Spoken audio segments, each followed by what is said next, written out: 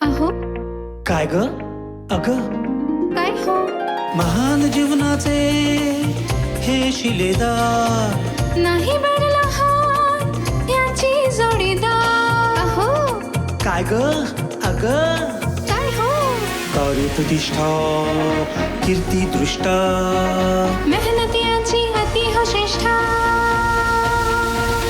गाठी जन्माची ऋणानुबंधाची गृहस्थीची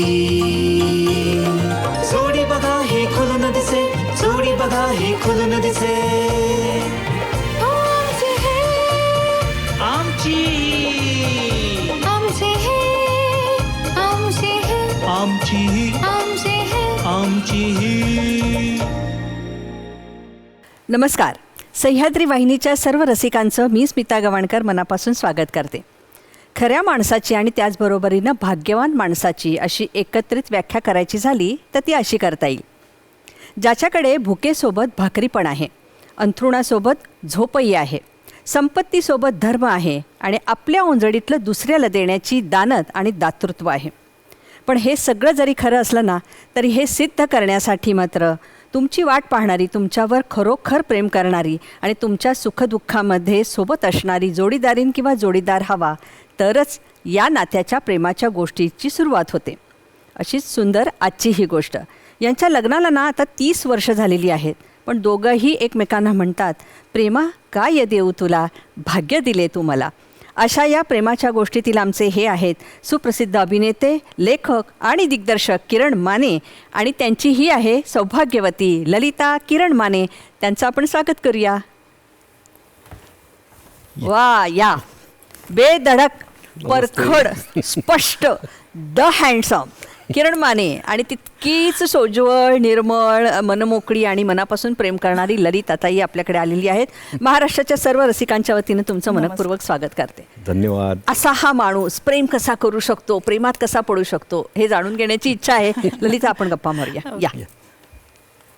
शेतकरी कन्या ललिता, मला तुझा अतिशय आनंद आहे आणि मनस्वी प्रेम करतो आम्ही शेतकरी संपूर्ण कुटुंब आणि त्यांच्या कन्येचं.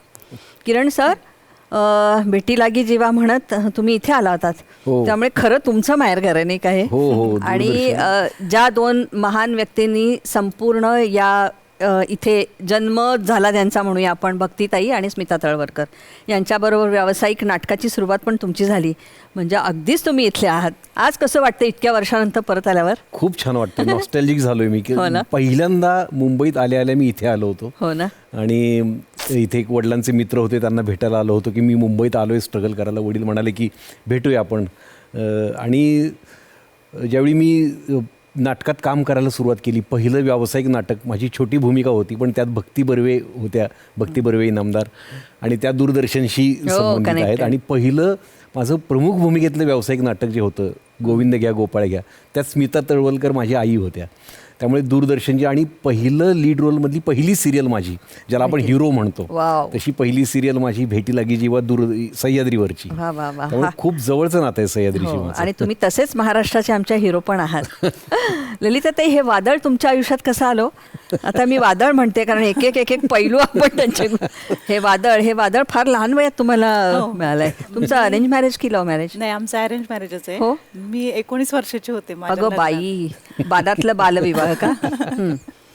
मग आणि म्हणजे यांच्या आई वडिलांना ओळखत होते. आमचं ठरवूनच असं लग्न झालं. आणि माझ्या आई वडील आणि यांच्या आई वडील अगोदरपासून, म्हणजे आम्ही रिलेटिव्ह आहेत, पाहुणे होते, मग त्या अगोदरपासूनच ओळखत होते. त्यातूनच मग आमचं लग्न. अच्छा, दिसला ग बाई, दिसला. हेरूने ठेवलेला मला दिसला, असं झालेलं. तर ते हे काय करत होते, पैसे किती मिळतात, आपलं कसं होणार, हे काही कळलं नव्हतं? काही नव्हतं माहिती. वडिलांवर विश्वास? वडिलांवर विश्वास होता. काय कमाल. त्यांना माहिती होतं यांचं घर म्हणजे असं आध्यात्मिक, यांचे आजोबा वगैरे होते, त्यांचे आई वडील पण तसेच होते. मग माझ्या आई वडिलांना ते माहिती होतं त्यांचं घर वगैरे. त्यामुळे मग भेटलात की नाही का? लग्न ठरल्यानंतर भेटलो होतो आम्ही. किरण सर, हीच का?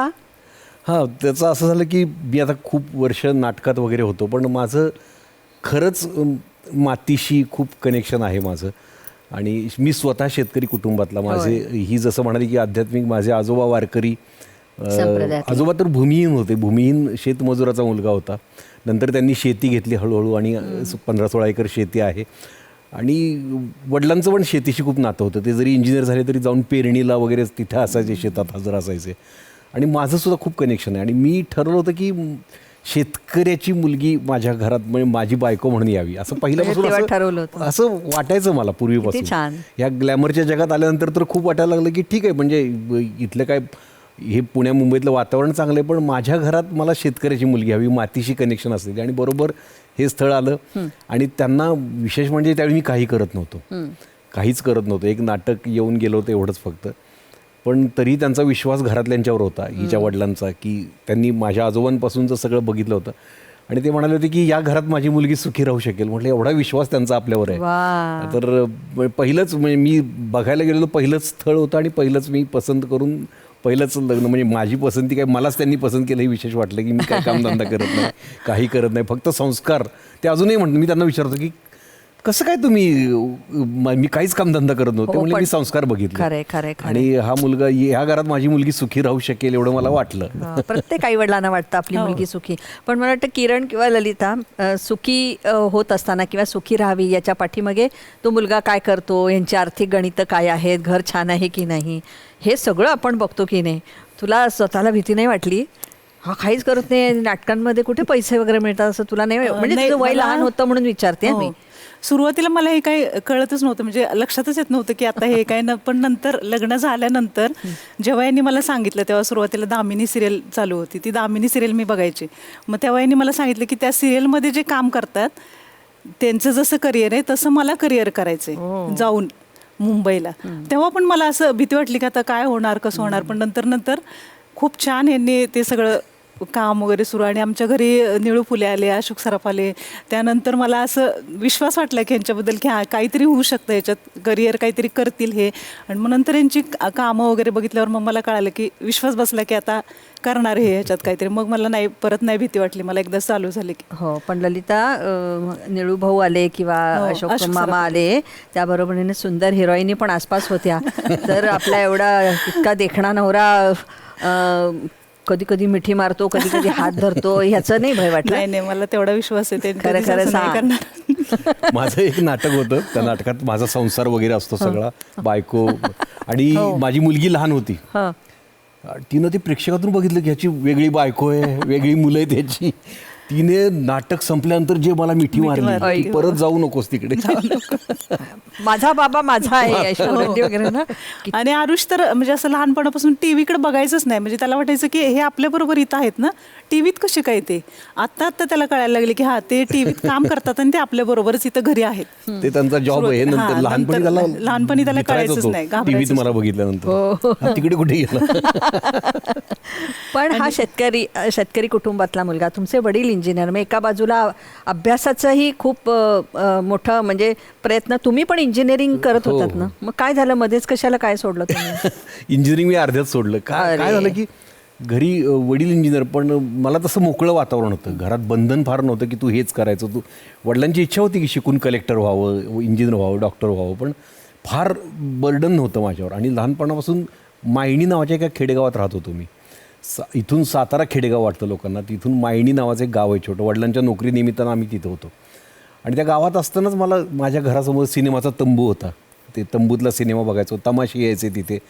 व्यावसायिक नाटक मला कॉलेजला येईपर्यंत माहीतच नव्हतं की काय असतं ते. व्यावसायिक नाटक आम्हाला बघायलाच मिळत नव्हतं. तमाशातली जी वगनाट्य आहेत ना, ती म्हणजे नाटक आमच्या दृष्टीनं लहानपणी. पण मला वाटायचं की मला असं व्हायचं आहे काहीतरी, मला अभिनय करायचा. आणि मी शाळेत असताना मग सरांच्या मागे लागून नाटक बसव, काय कर, हे करायचो आम्ही. तर तो छंद होता लहानपणापासून. पण त्यावेळी डोक्यात एक किडा होता की मला असं व्हायचं आहे. निळू फुले, अशोक सराफ, त्यांचे सिनेमे यायचे तिथे खेडेगावात, ते खूप फेमस होते. निळू फुले, अशोक सराफ सुपरस्टार होते, त्यांचे सिनेमे आले की गर्दी व्हायची. अमिताभ बच्चनचे सिनेमे यायचे. मला वाटायचं की मला असं काहीतरी व्हायचं आहे. मला नक्की कसं करायचं माहीत नव्हतं, मला हे करायचं आहे. मग ज्यावेळी मी साताऱ्यात आल्यानंतर मग इंजिनिअरिंगला वगैरे गेलो. त्यानंतर मग तिथे नाटकं बघायला लागलो. मी पहिलं व्यावसायिक नाटक तो मी नव्हेच नावाचं तिथे बघितलं. आणि मग मला कळलं की असं व्यावसायिक नाटक असतं. मग तिथे मग व्यावसायिक नाटकाची गाडी आली की मी तेव्हापासून तिथे हजर असायचो, शाहू कला मंदिर थिएटरला. ते नट खाली उतरायचे, मग त्यांच्या मागे मागे घुटमळायचं. अशोक सराफ, निळू फुले असायचे, त्यांच्या मागे मागे फिरायचं. त्यांना काय पाहिजे त्यांना आणून द्यायचं, लगेच चहा पाहिजे चल चहा आणून द्यायचा आणि पिठात बसून ते नाटक बघायचं. नाना पाटेकर यायचे त्यावेळी, त्यांचं पुरुष नाटक सुरू होतं. यशवंत दत्त यायचे. मग हे सगळी नाटकं बघून मला वाटायला लागलं की हे असं करायचं. पण त्यावेळी इंजिनिअरिंगला, वडिलांनी इंजिनिअरिंगला घातलं होतं. आणि ही म्हणते तसं की आमच्याकडे माहीत नाही की यात करिअर होऊ शकतं. त्या काळात तर कळतच नव्हतं. आत्ता किमान अवेअरनेस आला की यात करिअर होऊ शकतं. त्या काळात काहीच नव्हतं ना, फक्त दूरदर्शन होतं आणि ते 8-10 नट होते फक्त सिनेमात. आणि त्यामुळे असं गावाकडचं कोणीतरी सिनेमात गेलं आणि स्टार झालं असं नव्हतंच आमच्याकडे.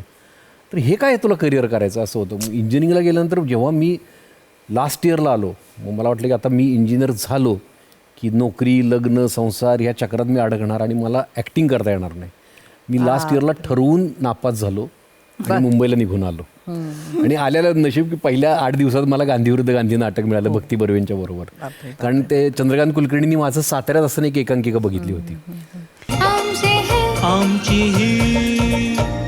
किरण, तुम्ही आज किरण माने असा लेखक, दिग्दर्शक आणि अभिनेता असं 3 महत्त्वाच्या भूमिका करतात. पण त्याच्या पाठीमागे चहा नेऊन देणे, पिठात बसून नाटकपणे, हे कष्ट मात्र आम्हाला खरंच माहिती नव्हतं. ललिता, कधीतरी वाटलं का हे काय नको, हे असं काही सरळ ते आपले इंजिनियर पूर्ण बना आणि आपलं नोकरी करा, अशी कधीतरी अर्धा टक्का तरी कधी मनात विचार आला? नाही, मला खरं सांगू का, मला असं कधीच नाही वाटलं. म्हणजे कधीच नाही वाटलं. सुरुवातीला मी म्हटलं ना, मला सुरुवातीला माहीतच नव्हतं की ह्यात करिअर असतं. पण जेव्हा मला माहीत झालं की नाही की ह्यात काहीतरी करिअर आहे आणि यांचं काम बघितलं, त्यानंतर मला कधीच असं वाटलं नाही की ह्यांनी इंजिनियर व्हायला पाहिजे होतं किंवा असं काहीतरी आपलं चुकतंय का, काय काहीच नाही. पण मैत्रिणी, तुमच्याकडच्या माहेरकडचे काही जण, ए बघ ग बाई, नाटकात पिक्चरमध्ये काम करणारा नवरा आहे ग बाई, असं वगैरे ग ग असं नाही? नाही, असं काही नाही.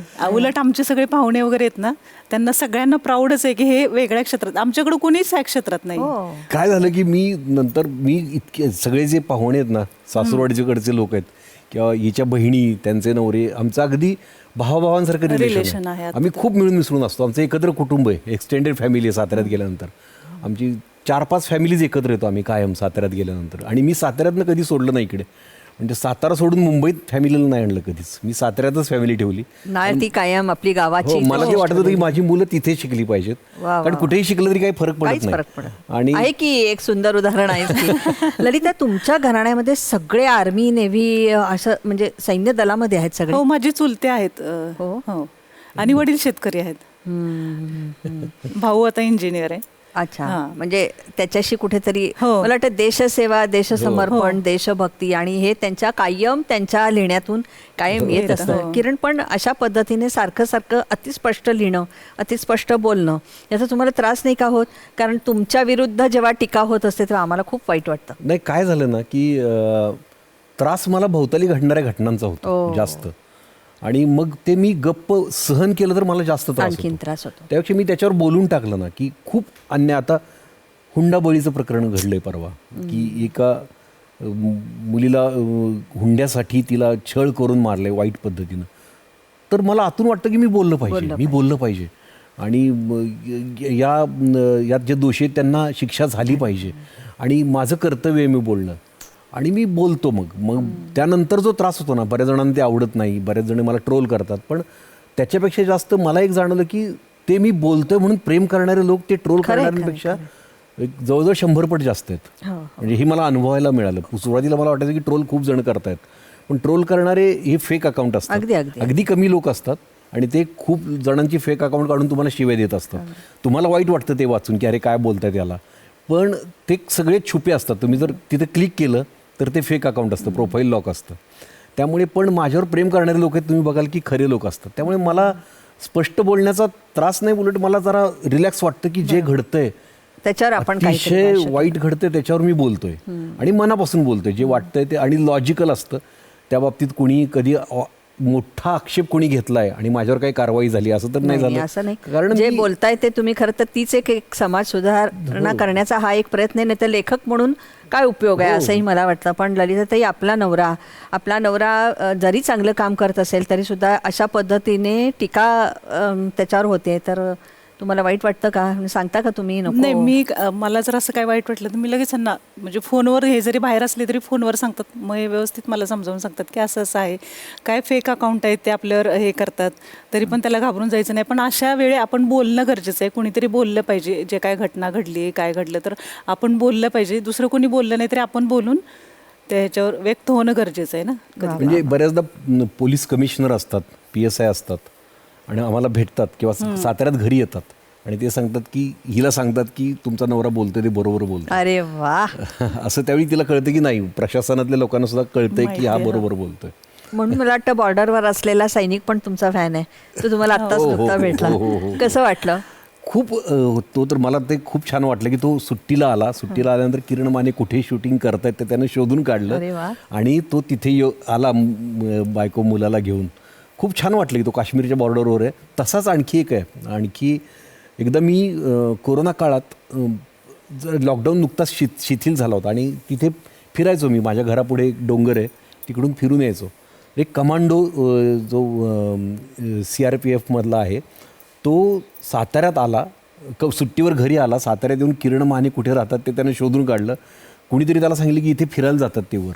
मग तो तिथे मला भेटायला आला तो कमांडो आणि तिथे ती पण मी एक पोस्ट केली होती त्याच्याबरोबर फोटो की मला किरण मानेंना भेटायचं आहे. असे खूप लष्करातले तर खूप फॅन आहेत आणि ते बरं वाटतं. माझे चुलत सासरे, हिचे चुलते सियाचीनला होते, कारगिल युद्धात होते हिचे चुलते. तर ते अशा खूप गोष्टीत माझ्या वडिलांचे मित्र लेफ्टनंट कर्नल होते. मला तेच तुम्हाला म्हटलं, शेती जय जवान जय किसान. मला शेती आणि या गोष्टींची खूप नाळ आहे माझ्या हातून. बरोबर. आपण जे काम करतो आहे ते उत्तम करतोय त्याची पोचपावती आहे. कारण संपूर्ण जर भारतातल्या अशा पद्धतीचा एक वर्ग आहे जो खूप लांब आहे आणि आपली सुरक्षा करण्यामध्ये व्यस्त आहे, ते जर आपले फॅन असतील तर क्या बात आहे, एवढंच मी म्हणू शकते. ललिताताई, किरण मानेंसारखं वादळ हे घोंगावत असं फिरत असतं सगळीकडे. आज नाशिकला शूटिंग, कधी फोन करावा तर एक ठिकाणी माणूस भेटला मला नाही, आज इथे आहे तिथे आहे. तर घर सांभाळण्याची एक जबाबदारी आहे. त्यांच्या घरामधले इतके सुंदर संस्कार, म्हणजे संत गाडगेबाबांचे तुमचं म्हणजे संस्कार आहे आणि त्या संस्कारामध्ये त्यांचं आजोबानंतर ते बाबा आणि तुमच्या घरातले वेगळे संस्कार असतील. तर हे सगळं जुळवून घेण्याची जबाबदारी घेताना तुमची थोडीशी ओढाताण वगैरे झाली? ओढाताण अशी नाही, कारण मी घरातले जर काय निर्णय घेतले आणि ते यांना सांगितलं तर यांचं कधीच त्याच्यावर ऑब्जेक्शन नसते की तू घेते ना ते बरोबर आहे. हो, मी बाहेरचं करतो, तू घरातलं कर. त्यामुळे मला असं कधी भीती पण नाही वाटली की मी घर सांभाळताना माझ्याकडून काही चुकते. कारण मला माहीत होतं, हे जरी मी यांना सांगितलं की मी असा निर्णय घेतला आहे किंवा काय, आता वडील आजारी आहेत, आई आजारी आहे, मुलं आजारी आहेत किंवा दवाखान्यात नेणं, त्यांची शाळा काही असेल तरी मी यांना फक्त सांगायचे की आपण असं करायचं. ते म्हणणार हो ठीक आहे, आपण असं करूया. त्यामुळे मला अशी कधी ओढाताण पण झाली नाही आणि भीती पण वाटली नाही. पूर्ण जबाबदारी पण ती तिचा आता मोठेपण आहे किंवा तिला वाटत नाही तसं काही. पण तिनं खूप काही सहन केलंय माझ्या अशा गोष्टींसाठी. आणि मी बेधडक असणं, कुठेही फिरणं, ते आता बोलून दाखवणार नाही. पण माझ्या वडिलांचं, आईचं सगळं आजारपणं असतील, हॉस्पिटल्स असतील, त्यांच्या औषधांच्या वेळा, त्यांच्या जेवणाच्या वेळा, त्यांचं पथ्यपाणी, मुलांच्या शाळांच्या पॅरेंट मिटिंगला मी आज मुलगा 9वीत गेला आहे पण एकाही पॅरेंट मिटिंगला मी आजपर्यंत गेलो नाही. एक परवा तिने सांगितलं की तिने एक तारीख मला देऊन ठेवली, या तारखेला तुम्हीच जायचं असं सांगून ठेवलं मला. आणि असं महिनाभर रोज सांगितलं तरी ती तारीख मला जमली नाही. मी हो हो हो म्हटलं आणि बरोबर त्या तारखेला काहीतरी काम आलं माझं. आणि तरी सुद्धा ती या गोष्टी करते आणि मुलांच्या सगळ्या शिक्षणात, संस्कारात हिचा वाटा खूप मोठा आहे. आणि आई वडिलांना ज्या पद्धतीने तिनं ठेवलं ना, की ज्या पद्धतीने, आणि खरंच की मग एका बाजूला मला वाटतं की माझं जे दडपण आहे बाहेरचं ते तिच्यावर यायला नको, ती काळजी मी घेतो. नाही, पण काही बाहेर जरी प्रसंग आला ना तर ते आमच्यापर्यंत जास्त पोचतच नाही. आणि जे काही टेन्शन त्यांचं असेल ते बाहेरच ते हे करतात, जास्त आम्हाला त्यात सफर व्हावं मला लागतं. ती जबाबदारी वाटते की ही जर एवढं करत असेल माझ्यासाठी किंवा माझ्या कुटुंबासाठी, आता काही वेगळे पण नाही, ते सहजीवनच आहे. बरोबर. पण मग तिला ॲडिशनल त्रास माझा नको या स्वभावाचा किंवा काय. म्हणजे काही गोष्टी अशा घडल्या होत्या आयुष्यात की प्रचंड उलथापालथ झाली होती माझ्या लाईफमध्ये. हिला पण त्रास झाला होता, पण त्यावेळी मी एक महिनाभर घरापासून लांब राहून ते सगळं निस्तरलं होतं प्रकरण. सगळं ते सॉर्ट आउट केलं आणि मग घरी आलो होतो. कारण म्हटलं घरात हिला त्रास नको, कारण घरात मीडियावाले यायचे, घराच्या समोरच मीडियावाल्यांच्या रांगा लावून रात्रभर मीडियावाले उभे असायचे घरासमोर. म्हणजे एका सिरियल मधून तुम्हाला तडकाफडकी काढलं काढून तेव्हा टाकलं. त्यानंतर अरे त्यानंतर म्हणजे आम्ही झोपेतून रात्री 2ला जरी उठलो तरी घरापुढे सगळे ABP माझा, Zee24 तास, साम हे सगळे उभे राहिलेत. आणि मग हे टेन्शन घरातल्यांना नको, आईवडिलांना हिला नको, म्हणून मी मुंबईत येऊन राहिलो महिना 2 महिने. इथे सगळे इंटरव्ह्यूज दिले, सगळं केलं, सगळं जे काही करायचं ते इथून केलं.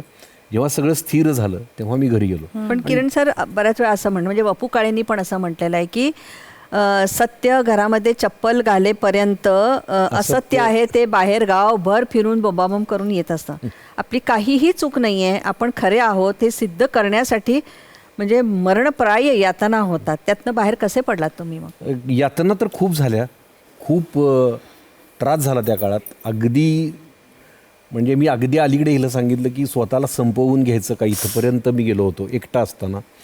पण नंतर एक तर लढाऊ वृत्ती आहेच आतमध्ये, ते काय वाटतं एक क्षण आपल्याला, तसं काही मी करणार नव्हतो. पण त्या वाटण्यापर्यंत मी गेलो होतो.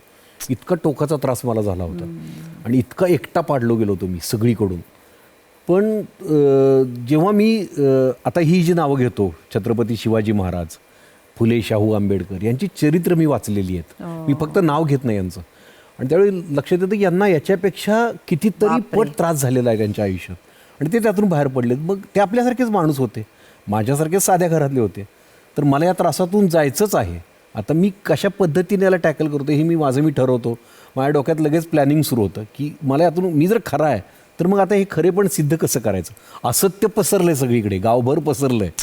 पण मग काही गोष्टी अशा होतात की एक फार गलिच्छ आरोप झाला होता की एक 2-3 माझ्या सेटवरच्या महिला कलाकार, सहकलाकार, त्या असं म्हणाले की हा सेटवर खूप स्वतःला शहाणा समजत होता, स्वतःला खूप मीच, माझ्यामुळे सिरियल चालते असं समजत होता. हे आरोप होते. आता हे आरोप म्हणजे काय होते की साधे आरोप होते. पण त्याला टायटल टीव्हीवर काय दिलं जात होतं, महिलांची गैरवर्तन. अरे असं टायटलमुळे लोकांचा भ्रम होत होता की नक्की हा काय करतोय. बरं, त्या बोलल्या होत्या काय तर की तो स्वतःला शहाणा समजत होता. मी म्हणतो की ते खरं खोटं बाजूला जाऊ द्यात, पण स्वतःला शहाणं समजणं किंवा स्वतःला माझ्यामुळे सिरियल चालते असं वाटणं, याला गैरवर्तन नाही. गैरवर्तन हा प्रकार वेगळा आहे. पण त्याला टायटल असं दिलं गेलं होतं. तर झालं असं की चांगुलपणा कसा कामी येतो बघा. तर मला त्यावेळी हिची खूप काळजी वाटली होती. आणि मुलगी कॉलेजला होती त्यावेळी, तिच्या मित्रमैत्रिणींना काय वाटेल हे ऐकल्यानंतर. तर त्याच वेळी बरोबर माझ्याच सेटवरच्या इतर 4-5 महिला, आपण म्हणतो ना महिलांची ताकद का असते, की महिला त्या उभ्या राहिल्या माझ्या बाजूने. आणि मी न सांगता की मी त्यांना काहीच बोललो नव्हतो, त्यांचा मला फोन आला की किरण सर आम्हाला ते सहन होत नाही, तुम्ही आम्हाला इतकी मदत केली आहे आणि आम्हाला माहिती तुम्ही तसे नाही आहेत, पण टी व्हीवर असं दिसतंय बाहेर, तर आम्हाला बोलायचं आहे. म्हटलं कशाला बोलताय तुम्ही, तुम्हाला काढून टाकतील सिरियलमधून. त्या म्हणाल्या आम्ही फास्ट फूडचं गाडी टाकू, आम्हाला नाही आता सहन होते, पण आम्ही बोलणार आहे. मग या 4-5 जणी एकत्र आल्या आणि त्या मीडियासमोर येऊन म्हणाल्या की किरण माने तसं नाही आहे, आम्हाला खूप चांगला आहे, आम्हाला काय काय मुलींनी सांगितली फादर फिगर आहे आमच्यासाठी. हे स्वतःहून सांगितलं. त्यावेळी हिला पण दिलासा मिळाला की माझा विश्वास सार्थ ठरला, सगळ्यांनाच, मुलीला सुद्धा सगळ्यांना. आणि त्यानंतर मग मी ठरवलं की आता लढा द्यायचा, की एवढं जर आपल्यासाठी रिस्क घेत आहेत माणसं म्हणून. आणि आता ज्या माझ्यावर आरोप करत होत्या त्यांचे मेसेज बघा की खूप छान रिस्पेक्टनी त्यातले म्हणजे एक सोडल्या तर बाकीच्या 2 जणी माझ्याशी खूप चांगलं बोलतात. खूप म्हणजे त्यांना पश्चात्ताप झाला नंतर खूप की आपण किरण मानेंना त्रास दिला. आणि त्यातल्याच एकाने यूट्यूब चॅनल काढलं, त्यानं मला मुलाखत सुद्धा त्यानं माझी घेतली, असं ते होतं. त्यामुळे तो हा पोएटिक जस्टिस मिळतो. हो हो हो हो खरंच ललिता, त्यावेळेला तुझी मनस्थिती खूप वाईट असेल ना, की हे सगळं असत्य आहे माहिती आहे, पण तरीसुद्धा अशा पद्धतीने सगळ्या घराला त्रास होतोय, तुला स्वतःला खूप त्रास होत असेल आणि आपल्या नवऱ्याला ह्यातनं बाहेर काढायचं. म्हणजे किती नाही म्हटलं तरी माणूस आहे तो. अशा पद्धतीने विचित्र आरोप होत असतील तर तो हल्ला आहे. तू काय कसं सांभाळलंस गं? नाही म्हटलं ना तुम्हाला, हे त्यावेळी 1 महिनाभर जवळजवळ मुंबईतच होते. आमच्यापर्यंत एवढं काही पोचूनच दिलं नव्हतं त्यांनी, पण जेवढं आहे तेवढं मला माहिती होतं की शाहू फुले आंबेडकरांचे विचार ते पोचवतात लोकांपर्यंत. ते असं काही कधी वागणार नाहीत किंवा करणार नाहीत हा मला पूर्ण विश्वास होता. त्यामुळे मी रिलॅक्स होते, त्यातनं बाहेर पडणार मला माहीत होतं. कितीतरी प्रसंग असे आले होते, म्हणजे येतात आले होते, पण ते लगेचच त्यातनं पुढं कसं जायचं हा विचारच त्यांचा चालू असतो. ते तिथं थांबत नाहीत. त्या क्षणी पुढं काय करायचं आता आपल्याला ते त्यांना माहिती असतं बरोबर. आणि मला पण माहिती आहे, मी ईशाला पण सारखी सांगते की जेव्हा पप्पा बरोबर असतं तेव्हा मला काहीच भीती वाटत नाही. मला माहीत असतं हे आपण पण पुढं जाणार आहे आणि ते पण पुढं जाणार आहेत त्यातून. त्यामुळे मला त्यावेळी पण भीती वाटली होती ना, आता पण मला काही वाटत नाही. ते एवढे शेतकऱ्याच्या मुलीचं हे जे त्याला आपण ग्राउंड विजडम म्हणूया की मातीशी तुम्ही एक शेतकरी जो असतो ना तो मातीत बी रोवतो, पाऊस पडणार का नाही त्याला माहीत नसतो. पाऊस पडला नाही तर मग गेलं ते वाया, बी वाया गेलं. बियाणांचे दर आता वाढलेले आहेत हे पण तुम्हाला सांगतो, त्यामुळे पण मी अस्वस्थ आहे. आता खतांचे दर वाढलेले आहेत. तर या गोष्टी आहेत की तो ते करून ती पेरतो बी, ते अंकुर फुटतात, त्याला जपायला लागतं. तिथून वर लहान बाळासारखं ते पीक जपायला लागतं, उड्या मारण्यावर असतं. मी उलटसुलट नावाचं नाटक लिहिलं होतं शेतकऱ्यावरचं. त्यात एक डायलॉग होता की तुम्ही कंपाऊंडमध्ये तुम्ही तुमचं एक पेरूचं झाड लावलं तुम्ही, तर त्याला कंपाऊंड बांधता, कुणी पेरू चोरू नयेत म्हणून त्याला सुरक्षा हे करता, लक्ष ठेवता. शेतकरी उघड्या माळावर 400 मोसंबी लावतो उघड्या माळावर. तर ही शेतकऱ्याची मुलगी असल्यामुळे हिला ती रिस्क माहिती आहे आयुष्यातली. आणि आम्ही सृजनात्मक काम करणार आहे, शेतकरी असू द्या किंवा मी सुद्धा असू द्या, की नवनिर्मितीसाठी हे गेलं पीक वाया, गारपीट झाली तर परत पुढच्या वर्षी पेरणी आहेच, दुबार पेरणी, परत पेरणी आहेच. आशावाद ना, आशावाद. म्हणून नाव किरण सार्थ आहे. ते पडलं की पडलं, एकावर पडलं की तिथे काहीतरी सुंदर फुलणार. किरण, सत्यदेवजी दुबे यांच्याकडे तुम्ही कसे आलात? म्हणजे मला अभिनयाची खूप आवड होती. तो खूप इंटरेस्टिंग किस्सा आहे, कारण हिला पण खूप त्रास झाला होता त्यावेळी. माझं दुकान सुरू केलं होतं मी. मुलगी लग्न झालं, जबाबदारी पडली आणि हायवेला एक दुकान सुरू केलं इंजिन ऑइलचं. आणि दुकान माझ्या दुर्दैवानं चांगलं चालायला लागलं. त्यामुळे घरात सगळं सेट झालं की पैसे येत आहेत घरी, सगळं चाललंय, चांगलं चाललंय. ही आनंदात की आई वडिलांना बरं नाटकाचा नाद गेला याचा. आणि दुकान माझं हायवेला समोरून नाटकाची गाडी गेली कुठली दौऱ्यावरची, की मला कसं तरी व्हायचं की नाही, मला हे नाही करायचं, मला ते करायचं आहे. आणि तो दिवस मला आठवतं की मला बरं त्याच्या आधी मी गांधी विरुद्ध गांधी नाटक केलं होतं. किशोर कदम माझ्याबरोबर काम करत होता, जो माझा आजही जवळचा मित्र आहे, गेली 30 वर्ष आमची मैत्री आहे. तो पंडित सत्यदेव दुबेंचा शिष्य. त्यामुळे दुबेजींविषयी मी खूप ऐकलं होतं किशोरकडून, भक्तिताईंकडून ऐकलं, नंतर भक्तिताईंनी त्यांच्याबरोबर काम केलं होतं, नंतर सगळ्यांच्याकडून. मी मुंबईत ज्यावेळी आलो होतो त्यावेळी पंडित सत्यदेव दुबे म्हणजे मला असं वाटायचं की आपण यांच्याकडे कधीतरी शिकायला जावं. सगळे त्यांच्याकडे शिकलेले होते. नसिरुद्दीन शहांनी त्यांच्याकडे काम केलं होतं. पण नंतर मला साताऱ्याला जायला लागलं आणि दुकानात मी बसलो जाऊन, आणि ते दुकान अस्वस्थ व्हायला लागलो मी. किरण शेठ म्हणायचे मला तिथे, ते मला नको असायचं. मला किरण शेठ नको, मला ॲक्टर किरण माने पाहिजे. आणि मला मुलगी झाली. मला अजून आठवतं की 10 मे तारीख होती ती. तर ती मी हॉस्पिटलमध्ये गेलो, मुलीला घेतलं असं. आणि त्यावेळी मला असं वाटलं की माझी मुलगी माझी काय ओळख सांगेल मोठी झाल्यानंतर, की मी कुणाची मुलगी आहे. तर माझे वडील दुकानदार आहेत. बरं, दुकानदाराची मुलगी असण्यात वाईट काही नाही, मला ॲक्टिंग करायची होती ना. मला अशी ओळख हवी होती की मी ॲक्टर किरण मानेंची मुलगी, असं तिने सांगावं. मी अस्वस्थ झालो. तिला घेतलं, तिला हॉस्पिटल आणि दुकानात आलो. आणि तिथून माझी अस्वस्थता वाढली की मला असं नाही राहायचं, मला दुकान नाही करायचं, मला ॲक्टिंग करायची. पण आता करायचं काय, मार्गच नाही पुढं. आणि मी जेवायला बसलो.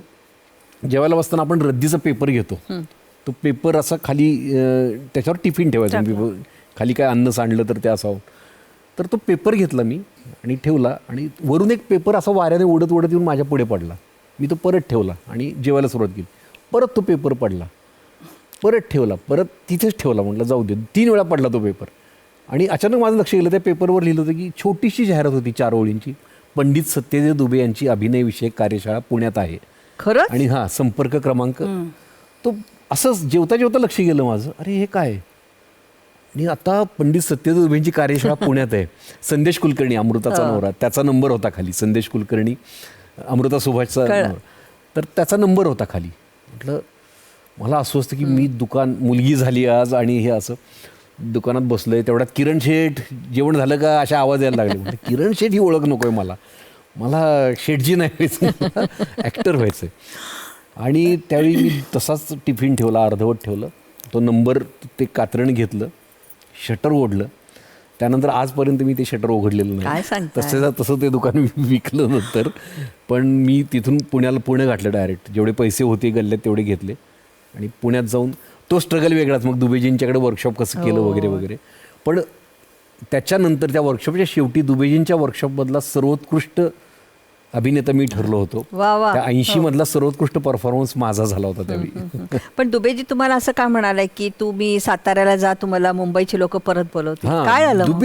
दुबेजींचं सारखं असं होतं की तू नको मुंबईला येऊ. का मुंबईला येतोस? तुला साताऱ्यातून बोलवून घेतील लोक. वा वा. आत्ता मला कळतंय त्यांना का म्हणायचं होतं असं ते की तू तिकडे शिकत राहा अभिनय विषयक, तू तिकडे जगत राहा. तू जे जगतोयस ते खूप चांगलं आहे, ते रसरशीत आयुष्य आहे. त्या आयुष्यातूनच तू नाटक करणार आहेस पुढे, त्यातूनच अभिनय करणार आहेस पुढे. जगण्यातूनच येतं ना. आत्ता बघ ना, मराठी सिनेमा नाटकात खूप वेगळे विषय येत होय नाही, होय होय. कारण जगलेलंच नाही माणसं. नाटक तर अगदी एक ठराविक ह्याच्यापुरतं राहिलंय. एक वेगळे विषयच येत नाहीत नाटकात. आपल्या जगण्यातलं काहीच येत नाही. जगण्यातलं थोडं जरी काय आलं ना तरी चालतं. आत्ता एक सफाई कामगारांवरचा सिनेमा आला, तो चालायला लागला लगेच. इतर सगळे सिनेमे पडले, सो कॉल्ड सुपरस्टार्सचे सगळे सिनेमे पडलेले आहेत, पण एक सफाई कामगारांवरचा सिनेमा आत्ता सुरू आहे, कारण जगण्यातलं येते काहीतरी. तर मला असं वाटतं दुबेजींना असं म्हणायचं असेल की जग आयुष्य तिकडे जाऊन तू जग, आणि तुझ्यात तेवढी त्यांना वाटलं असेल की तो करणार काहीतरी तिथे आणि तुला बोलवून घेतील मुंबईत. आणि खरंच ठरलं ते. मी 10 व्यावसायिक नाटकं केली, त्यातली 8 मेन लीडमध्ये केली. ती सगळी मी साताऱ्यात राहून केली. जेवढ्या कुठल्या सिरियल्स माझ्या आल्या त्या साताऱ्यात राहून. आजही माझी फॅमिली साताऱ्यात आहे. आजही या इंटरव्ह्यूसाठी साताऱ्यातून आम्ही आलोय. मालिका कितीतरी झाल्या, बापरे. मालिका तर काय विचारूच नका. पण ललिताताई जे शटर बंद केलं त्यावेळेला जरा तरी भांडण झालं की नाही? भांडण झालं होतं, पण त्यांनी सांगितलं मला की मला काय करायचं नक्की, मी यात रमतच नाहीये म्हटले. मग काय ते चालू करून उपयोग आहे ना. मग बंद केले ते, बंद गेले. मग पुण्याला गेले ते. मग यांचे आई बाबा तुमच्या थ्रू सांगायचा प्रयत्न करायचे की नाही? नाही, त्यांच्या आई बाबांनी त्यांना कधीच काही करायला अडवलेलं नाही. वडिलांनी नाही, आईने नाही, काही नाही. उलट ते त्यांना सपोर्टच केलं की कायम तुला हे करायचं का. हा, त्रास होत होता त्यांना, त्रास झाला तरी पण ते अडवलं नाही त्यांना कधी. कळायचं मला त्रास होतोय त्यांना. हिला पण त्रास होत होता, पण ते तुम्हाला म्हणलं आमच्याकडे ते गावाकडे ही एक असं आहे की कमाल आहे ना. पण म्हणजे खरं दुःख आत दाबायचं आणि वरवर सांगायचं की संस्कार म्हणजे नुसतं नावं घ्यायची नाही की संत गाडगे महाराजांचा आम्ही अनुयायी आहोत, हे नाही, तर ते खरं जगायचं आणि ते खरं करून दाखवायचं. हीच खरं तर माणुसकी आहे. किरण सर, जो प्रसंग तुमच्या आयुष्यात घडला, ज्याने तुम्ही अगदी शून्य लेवलवर आला होता, त्यातून पुन्हा त्याच लोकांबरोबर परत काम करायचं, म्हणजे जसं म्हणाल की यूट्यूबवर मी पुन्हा मुलाखत दिली आणि पुन्हा तीच माणसं, तेच दिग्दर्शक, आणि पुन्हा स्वतःला नव्याने सिद्ध करणं, किती अवघड गेलं तुम्हाला? अवघड खूप जातं. तुला मी माणूसच आहे. मी काय कितीतरी वाचत असलं काय तरी त्रास होतो, मी एकटा रडतो, चिडचिड होते माझी, घुसमटतो मी, सगळं होतं माझं. पण शेवटी काही गोष्टी मानवी स्वभावाच्या आपण जर बघितल्या ना, तर समजून घेतल्या ना, तर फारसा राग कुणाविषयी मनात राहत नाही. माझ्या मनात मला ज्यांनी त्रास दिला ना त्यांच्याविषयी पण तो तात्पुरता राग राहतो. काही काळानंतर माझ्या मनातला राग निघून जातो. मला विशेष वाटतं की माणसं वर्षानुवर्ष वैर कसं ठेवतात, मला खूप विशेष वाटतं. मला आत्ता कुठलाही सो कॉल्ड माझा त्या काळातला शत्रू असेल, तो जर समोर आला ना तर माझ्या चेहऱ्यावर पहिलं हास्य येतं. आणि पहिलं मला ते चांगले दिवस आठवतात त्यांच्याबरोबरचे. आणि त्या माणसाच्या कपाळाला आठी पडल्यावर माझ्या लक्षात येतं की अरे नाही, आमचं भांडण झालं, असं होतं माझं. आणि मला वाटतं की का लोक असं मनात ठेवतात इतके दिवस.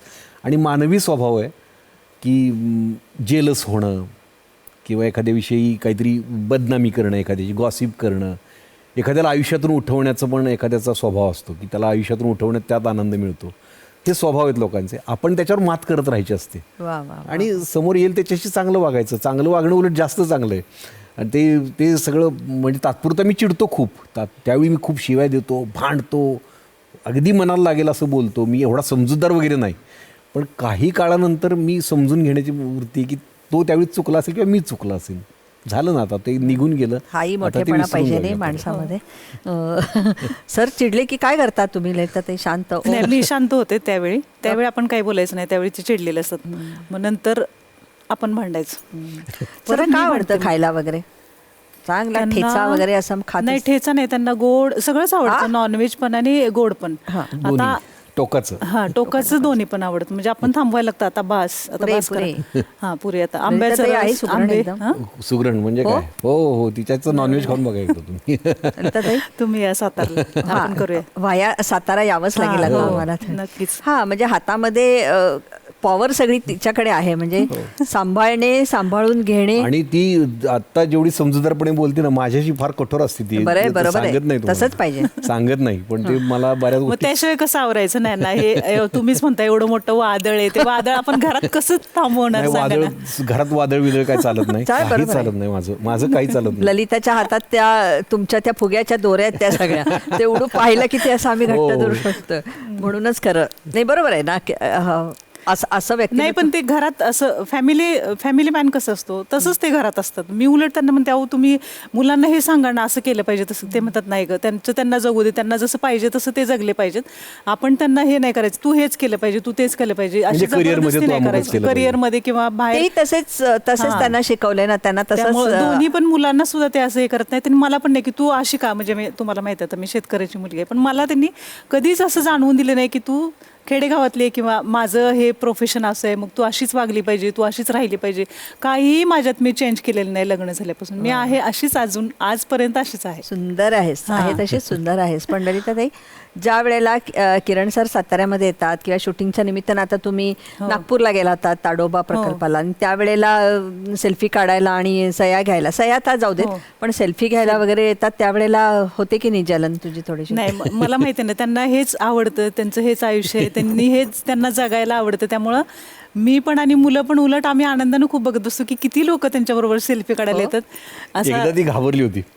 मी बिग बॉस मध्ये होतो आणि माझी फॅन एक मुलगी होती आणि ती घरातनं पळून साताऱ्यात घरी आली होती. होती. काय आणि ती इथेच राहणार म्हणत होती. मी आता मी घरीच राहते म्हणली. तुमच्या? हो. मग मग भीती वाटली ना, मग काय कोणाला तरी तिने पोलिसांना फोन केला.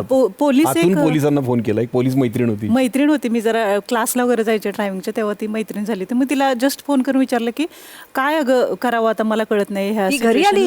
हा, घरीच आली, बॅग घेऊन घरी आली. मी आज इथंच राहणार आहे म्हटली, मला जायचंच नाही, मला सरांना भेटायचं. मी सरांचं घर शोधत कुठून पत्ता काढला, कुठून काय काढला आणि खूप आली. लांबून कुठून तरी आली ती, परभणी का कुठून तरी, काय आठवत नाही गावाचं नाव. मग ते पोलिसांना फोन केला. ते म्हटले का असं ठेवून घेऊ नको, आता घरात फोन नाही, उगीच काय झाला प्रॉब्लेम तर. मग तिला काहीतरी पैसे वगैरे दिले आणि ते स्टँडवर सोडलं मला वाटतं तिला, आणि मग ती गेली. ऐकलं घरी तिने? गेली परत. हो. बापरे. त्यावेळी फक्त मी खूप घाबरले होते. इतर वेळी मग नाही. तो व्हिडिओ आहे अजून, तो व्हिडिओ काढून ठेवला होता व्हिडिओ तिने. काढून ठेवला. अतिरेकी प्रेम करणं अंगाशी येतं ना. देवा देवा देवा देवा. पण इतर वेळी जेव्हा सेल्फी वगैरे घ्यायला तर तेव्हा आम्हाला म्हणजे छान वाटतं, बरं वाटतं की किती लोक प्रेम करतायत त्यांच्यावर. महाराष्ट्रातून अख्ख्या कुठेही कार्यक्रमाला गेलो तर आम्ही बाजूला बसतो, मग काढू दे त्यांना सेल्फी, काढू दे, कुणाला भेटायचं परवा त्यांना रात्री भेटू 12 दे. वाजले एका कार्यक्रमात सेल्फीमुळे. काय मला येऊन सांगतात की सरांचा नंबर देता का, आम्हाला त्यांच्याशी बोलायचे, त्यांना भेटायचे, पण डायरेक्ट कसं जाऊ त्यांना भेटायला, आम्हालाच भीती वाटते, आम्हाला जरा नंबर देता का. मग मी देते त्यांना नंबर. हा, जा तुम्ही भेटा आणि बोला त्यांच्याशी काय असेल ते. त्या ताडोबा मधला वाघ म्हणाला नाही, नाही, किरण भेटायचं. सरांना मला फोटो काढू दे. आमचे है आमची ही किरण सर, हे सगळं इतकं छान असताना ही जी इंडस्ट्री आहे ते मोह, माया, लोभ सगळंच आहे. तुम्ही हा सगळ्यापासून अगदी बाजूला कसे आहात? म्हणजे मला ते छानच आहे, पण तरी सुद्धा कधीतरी मोहाचा क्षण येत असेलच. इंडस्ट्री मला खूप आवडते. इंडस्ट्रीवर माझं खूप प्रेम आहे, तिथल्या कलाकारांवर खूप प्रेम आहे, लेखक दिग्दर्शकांवर खूप प्रेम आहे माझं. पण मला तो माहोल आहे ना, तो काही प्रमाणात खोटा वाटतो. माहोल जो जमतो ना, आणि कसं होतं ना, कामासाठी त्या लोकांचं पण चुकत नाही. त्या लोकांना सुद्धा गोड बोलावं लागतं एकमेकांशी, खोटी हांजी करावी लागते, सर्जी करत झुकावं लागतं सतत, आणि काम मिळवण्यासाठीची वाटेल ती जद्दोजहद करावी लागते. आणि मला ते माझ्या स्वभावात नाही आहे. माझ्या स्वभावात कसं की माझं काम बघून मला काम द्या. तुम्हाला जर चांगला ॲक्टर हवा असेल ना, मनापासून काम करणार, तर मी आहे, मला द्या. पण मी तुमच्याशी गोड बोलतोय म्हणून मला काम देऊ नका, असं माझं ते असतं. मग मला ते खूप खोटं नंतर वाटायला लागतं की त्या पार्टीमध्ये जाणं, त्या पार्टीत बसल्यानंतर तर मग ते पार्टीत धुंदी चढत गेल्यानंतरची पार्टी वेगळी असते. मग त्यात ते मला नंतर असं वाटायला लागलं की माझं गाव बरं आहे, माझं काम दाखवेन मी लोकांना, आणि कामातून जे काम देतील ते माझे. मग तसंच मी काम मिळवत गेलो. जी काही नाटकं केली, जे काही सिरियल्स केल्या, आणि गावाकडे फॅमिली सगळी व्यवस्थित होती, सुरक्षित होती, तिकडे मुलं चांगलं शिक्षण घेत होती, ते एक टेन्शन नव्हतं. आणि गावाकडे राहिल्यामुळे एक पाठीचा कानात ताट ठेवता आला मला, की नाही म्हणता आलं काही जणांना, की काही कामांना नाही म्हणता आलं. काही वेळा ती लाचारी पत्करणं बाजूला ठेवलं गेलं, की नाही, मी लाचार नाही होणार इथे. आणि नम्रपणा आहे माझ्याकडे, म्हणजे मी उगाचच माजोरडा नाहीये, बरोबर नम्रपणा आहे पण लाचारी नाहीये. स्वाभिमानानं. आणि नंतर मला कळलं की जर मी फॅमिली घेऊन इथे आलो असतो ना, माझे बरेच मित्र बघितले इथे, मग मुलांच्या फिया, फ्लॅटचं भाडं, गाडी, मग ते EMI आणि हे सगळं आलं ना की मग कामासाठी काही करावं लागतं. मग नको, मग कोणाची पंगा नको, कोणाशी वाईटपणा नको. आणि तसं मी जगू नाही शकत. माझ्याकडे खूप पैसा आहे पण मी लाचार आहे कोणापुढे तरी. पण मी कमी पैसा आहे पण मी ताठ मानेनं जगतोय. माझा कोणी बॉस नाही आहे. ते स्वातंत्र्य आहे मला जगण्याचं. ते जास्त मला सुखानं जगणं याच्याकडे जास्त ओढ आहे माझा. बरोबर. ते पुलं म्हणतात ना की तुम्ही आनंदी राहायचं ठरवलं तर तुम्हाला 1 रुपया पण लागत नाही, पण दुसऱ्यांना आम्ही आनंदी आहे हे दाखवायचं असेल तर भरपूर पैसा लागतो तुम्हाला. आणि किरण माने यांनी अगदी पहिल्या व्याख्येमध्ये बसणारे आणि मला सांगायला इतका आनंद होईल, 3 महत्त्वाच्या पुरस्कारांनी ते आता सन्मानित झालेले आहेत. म्हणजे कुठून कुठे प्रवास गेला बघा. क्या बात आहे. काय वाटलं ललिताताई तुला जेव्हा अशा एका पाठोपाठ 3 पुरस्कार मिळत आहेत? ते बातमी तुला सांगितली त्यांनी? हो. छान वाटलं. म्हणजे पुरस्कार आता मिळालेत, ह्याच्या आधी पण बरेच मिळाले त्यांना, भरपूरच मिळाले. आताचे सलग मिळाल्याने आम्ही त्यांच्या बरोबर पण गेलो होतो आताच्या पुरस्काराला. तेव्हा तिथल्या लोकांनी पण एवढा आदरात तिथे केलं, इतकं आहे की मी यांना आल्यावर पण म्हटलं की किती छान लोक किती प्रेम करतात तुमच्यावर पूर्ण महाराष्ट्रातनं. आणि एवढे सगळे पुरस्कार मिळाल्यावर त्यांना पण खूप आनंद झाला, आम्हाला पण खूप आनंद झाला, आई वडिलांना खूप आनंद झाला.